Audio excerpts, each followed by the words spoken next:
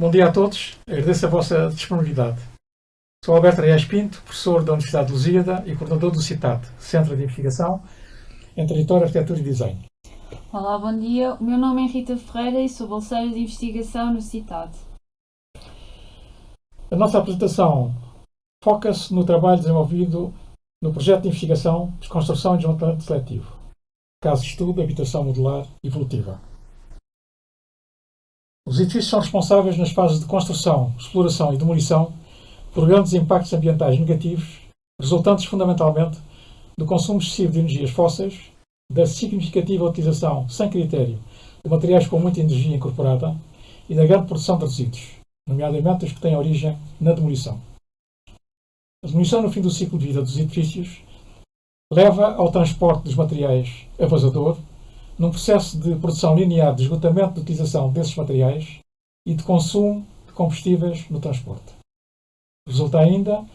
na ocupação do espaço no território e tem como consequência a reação química desses materiais e a contaminação dos níveis freáticos e das espécies vegetais e animais. Nesse sentido, considera-se muito importante a substituição do processo de demolição dos edifícios pela sua desconstrução e desmontamento seletivo, e é nesse âmbito que desenvolvemos o projeto de investigação Desconstrução e Desmontamento Seletivo, Habitação Modular Evolutiva. Projeto em curso que tem como caso de estudo um edifício de habitação modular evolutiva de pequena dimensão e que está na base deste trabalho. No contexto atual, as zonas do interior do país vão se desertificando lentamente,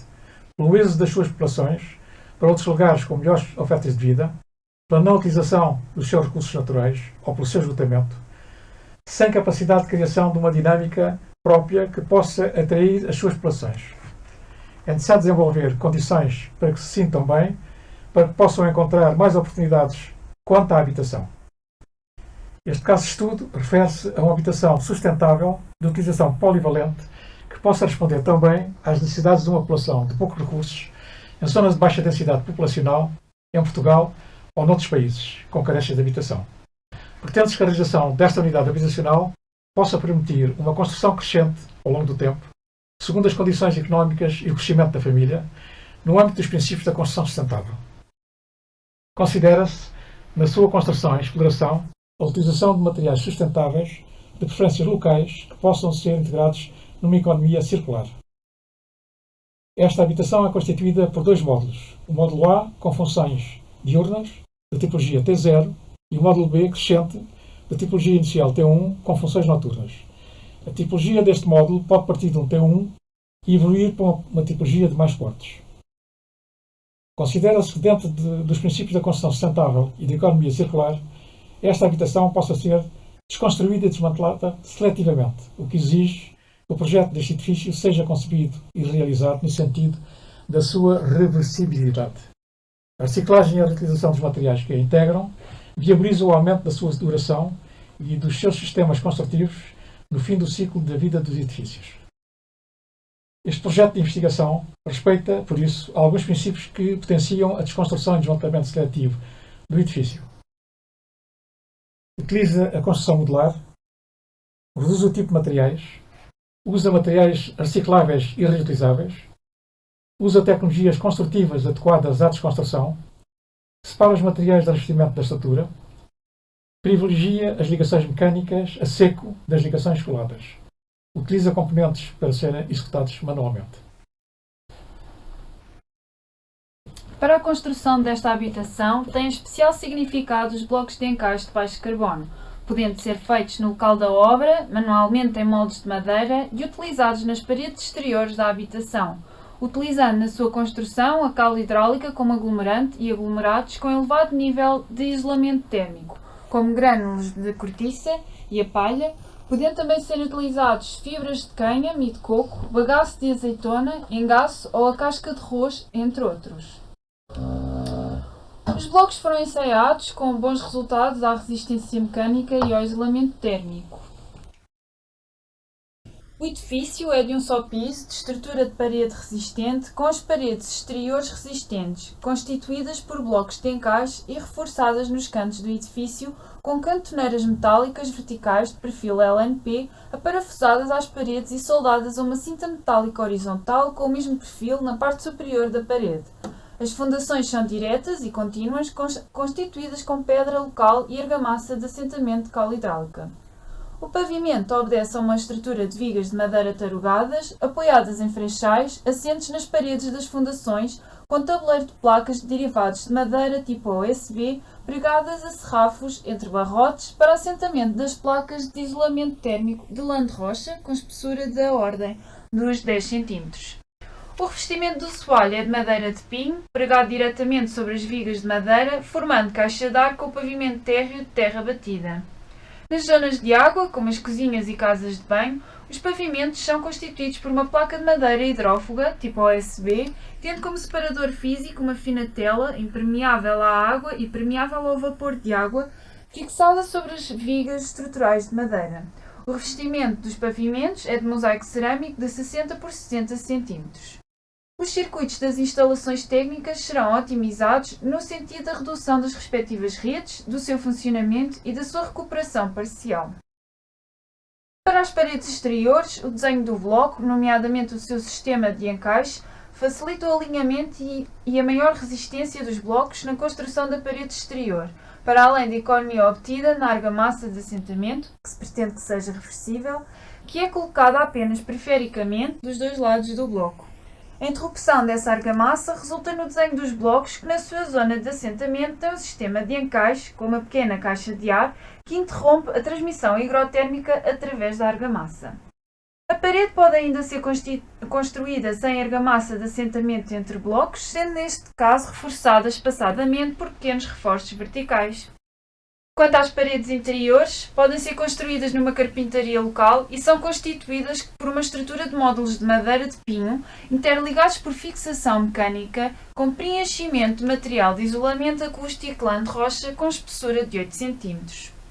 Considera-se a solução de cobertura inclinada com estrutura de barrotes de madeira constituída por revestimento exterior de telhas cerâmicas planas de baixa inclinação, formando uma caixa de ar com o revestimento interior do teto constituído por placas de gesso cartonado ou por tábuas de madeira à vista, fixadas por baixo da estrutura de madeira e que poderão também ser fixadas sobre as vigas de madeira que ficarão à vista. No isolamento térmico da caixa de ar será utilizado a lã de rocha com uma espessura de cerca de 10 cm.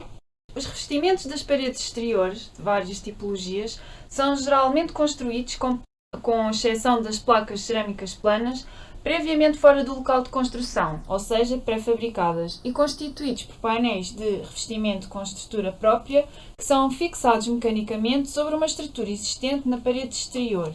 Essa fixação a seco, desligada do suporte rígido, permite a obtenção de uma aplicação mais rápida dos acabamentos, com um aumento de produtividade e redução de resíduos no local de trabalho, e viabiliza a reutilização dos painéis de revestimento no fim do ciclo de vida do edifício.